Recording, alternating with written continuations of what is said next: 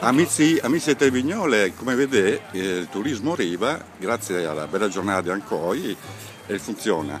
Se vieni qua per domandare ai turisti cosa ne pensa, e trovavo uno a caso, come va là qua secondo lui? Posto più bello del mondo. Sì? Sì. Vicino a Vignole però mi hanno detto, adesso devo ancora trovarlo, però vicino a Vignole, al di là del Brione mi dicono che salendo a sinistra si arriva nel regno di Vignole e quindi più bello ci può essere.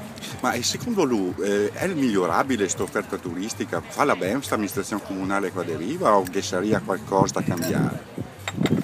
Vedendo solo questo direi che è una cosa splendida. Ah sì? Sì, sì, sì, sì. Cioè, quindi Applauso agli amministratori. un grande applauso agli amministratori. Sì, assolutamente. Si vede poi che siamo anche in Trentino, è una cosa molto importante. Si vede soprattutto che è uniti politicamente, che è una maggioranza solida, no? Ma in Trentino? No, Assolutamente. parla Riva. Non lo so questo perché Ah, lui vede da fuori. da ospite non è che posso. Ho capito. Però immagino che perché questo ci possa essere ci sia molta coesione. Ho capito. E per quanto riguarda i soldi da investire nel turismo, si vede o non si vede? Penso che questo si possa vedere perché se le cose sono così, io penso che siano bravi a fare queste cose, sì. Penso di sì.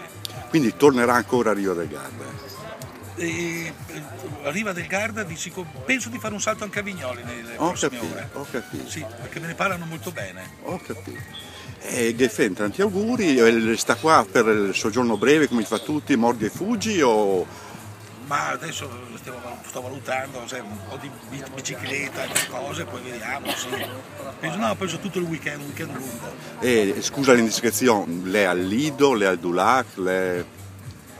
No, qui non posso dirlo perché magari dopo posso essere ricercato dalla stampa. No, va bene così. Ho capito. Sono qua. Lei qua in incognita, non disegni che lei è... Assolutamente, assolutamente sì. La ringrazio. Prego, prego.